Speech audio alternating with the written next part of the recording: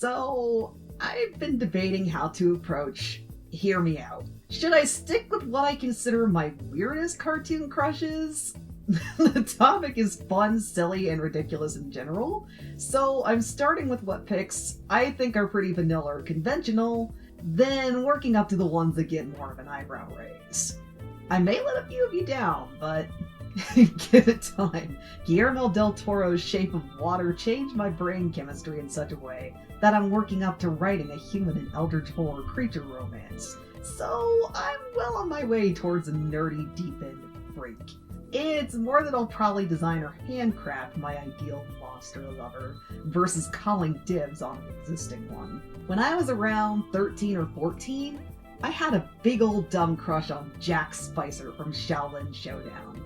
It was a try-hard punk outfit, his wannabe bad boy and villain status, his skills as a garden variety mad scientist and inventor, the garish red hair. He was goopy. He was pitiable. He could switch sides, and should, because Omi would absolutely take him in with open arms. But it's also better that he's a bit of a genre villain. Good Jack is a creepy church boy turned up to 11, and a big part of Jack's charm is the underdog element. Jack Spicer was my big introduction to what kind of writing potential the otherwise static and formulaic Saturday morning cartoon villain had. He wasn't just evil. He was a pathetic dude with self-esteem issues and imposter syndrome, trying to compensate for his flaws with the impossible quest towards world domination, wielding a strong aesthetic and a monkey wrench. There are plenty of other cartoon crushes I had between when I was, 14 and current day, but Jack was more or less what set the tone for what my type is. More importantly, Jack Spicer is probably the biggest reason Boxman fans are stuck with me right now. I was turned off by shipping Jack and Chase young, but put these archetypes in the same age bracket, knock out the power imbalance, and weave in genuine interest from both parties? Hell yes. And that brings me to one of my next actually current ones, and probably the most obvious one, Professor Venomous. He's a sexy bad boy. He's a piece of work that owns it with smarm style and genuine malice. That's the sticker price ad, and where 90% of his appeal is. Though I was actually pretty neutral towards him until the episode Villain's Night In. I'm such a sucker for the scene where he picks up a sleepy Fink, carries her away, and gives this really cute sing-song yes when she's protesting about wanting to stay up. That scene pulled at my heartstrings as someone that used to consider adopting or becoming a parent. Don't get me wrong, this guy is absolutely horrible. It's more that these little sweeter interactions and glimpses at how Fink sees him that add to how complicated the writing around him is. That's a big part of his saving grace, if he actually has any. I'll save that particular discussion for a different video, though. I also have a crush on Boxman. Honestly, that one crept up on me because of a mix of shipping interests and trying to write what Boxman looks like from Professor Venomous's rose-tinted glasses perspective. What I find funny is that Venomous is a more typical choice, while Boxman is a little more odd, if only because he has a bit of a bear build to him, cyborg parts, and, of course, the chicken arm. The biggest part of Boxman's appeal, look at how silly, ridiculous, and awkward he is. He's at his best when he's a bumbling, dumbstruck goofball around Venomous. When he isn't wrapped up in Saturday morning cartoon antics, he's a charming, affable dork that'll steal your clothes, cook you questionable food stuff, and leave a bit of a mess. He more than makes up for it with hugs and cuddles. Boxman is at his peak post-finale. He gets 100% snap this man up immediately status when he starts working on, being a better dad to his kids. Yes, I'm trying to sell you on picking Boxman as your next husbando, if he isn't already. Besides Boxman and Professor Venomous, I also have a weird thing for Cosma the villain chair lizard.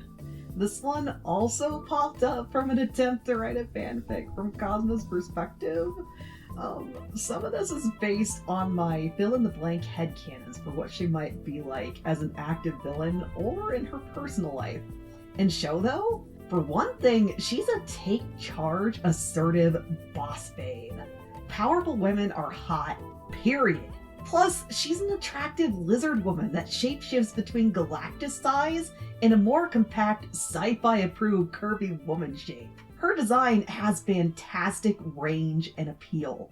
Let your imagination run wild. I'm not saying anything else here because I've already given away way more than I really should have. Moving on from OKKO, I'm also into Black Cat from Villainous. It's the Victorian flare suit, top hat, the mysterious and intimidating presence. Most of all, there's hints at him being some kind of demon or eldritch horror creature. Now, I don't want a slow burn romance or a date. If he whips out a contract, yeah, I'm not cutting a deal. He can just take what he wants. So here's who I consider the really head-scratching ones. Nope, it's not the monsters. It's not the monsters. Dan from Dan Versus. Dan is scruffy. He doesn't shower. He wears the same shirt every day. He's rude. He's mean. He's unpleasant. He's manipulative. He's a bum. And he'll do far worse than leave a flaming bag of dog poop on your porch if you break up with him. He's self-aware enough that he'd anticipate a breakup or divorce, but he relishes the dumpster fire until that inevitability. The few pros: he's a cat person, a Shakespeare fan, and holds a 50-50 chance of becoming the successful obscure trivia night champ. You're the built-in breadwinner and sole income earner. He'll probably be there when you get home if he's not in a jail cell, and gladly commit horrible, grievous crimes against anyone that slights you. He isn't trying to pull you in as an accomplice on one of his capers.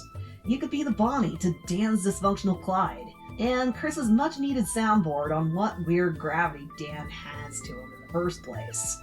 I'm weird enough to take the possibility of being the future ex-Mr. Dan. Who am I kidding? It's Mr. Mumbles that makes this so. And the last one, Voltar from League of Super Evil. Yes, even though Dr. Frog is right there, I'm more interested in the wannabe Martian in the helmet. He's a step down from the dubious position Snidely Whiplash has as a villain. He considers being a general neighborhood nuisance the height of villainy. He holds a petty grudge against the squirrels in his backyard with the same dogged ferocity as a chihuahua. And he'll absolutely pose as the universe's worst gold digger if it means he has the power and unlimited fortune of a galactic empress. You could propose to him with a ring pop, and he'll love cheap dollar store widgets as much as an expensive Gucci bag. I want to bankroll this loser and his friends. Give me fun stories about your failed attempts to harass the neighbor Steve when I get home from mopping toilets, babe. I really can't explain this one.